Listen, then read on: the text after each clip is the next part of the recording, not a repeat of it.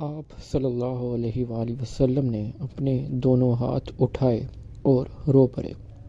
آپ دعا مانگ رہے تھے، یا رب امتی امتی، یعنی ان پر رحم کر اور انہیں معاف کر دے۔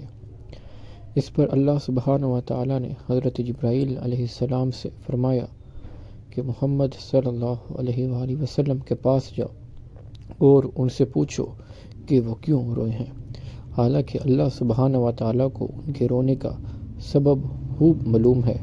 رسول اللہ صلی اللہ علیہ وآلہ وسلم نے انہیں اپنے الفاظ میں اس قول یعنی امتی امتی کے بارے میں بتا دیا، اور اللہ ہی کو بہتر علم ہے کہ اس کے نبی نے کیا الفاظ کہے۔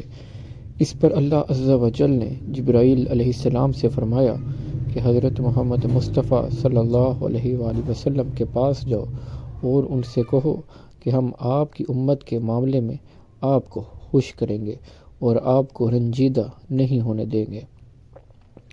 الہام کی رم جم ہے کہیں بخشش کی گھٹا ہے، یہ دل کا نگر ہے کہ مدینے کی فضا ہے۔ سانسوں میں مہکتی ہیں مناجات کی کلیاں، کلیوں کے کٹوروں پہ تیرا نام لکھا ہے۔ آیات کی جھرمٹ میں تیرے نام کی مسند، آیات کی جھرمٹ میں تیرے نام کی مسند، لفظوں کی انگوٹھی میں نگینہ سا جرا ہے۔ خورشید تیری راہ میں بھٹکتا ہوا جگنو، مہتاب تیرے ریزۂ نقشِ کف پا ہے۔ واللیل تیرے سایہ گیسو کا تراشا، والعصر تیری نیم نگاہی کی ادا ہے۔ رگ رگ نے سمیٹی ہے تیرے نام کی فریاد، جب بھی پریشان مجھے دنیا نے کیا ہے۔ خالق نے قسم کھائی ہے اس شہر اما کی، جس شہر کی گلیوں نے تجھے ورد کیا ہے۔